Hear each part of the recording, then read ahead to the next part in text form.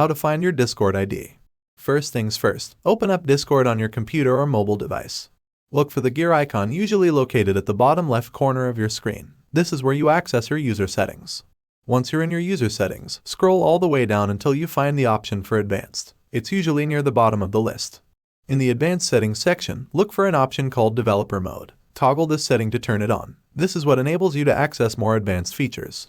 After turning on Developer Mode, scroll back up a bit until you see a section labeled My Account. Click on it to open up your account settings.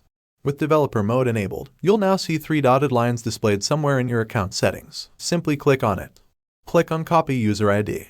Now, you can go back to wherever you need to use your Discord ID and paste it there. For example, if you're verifying your account on another platform, they might ask for your Discord ID.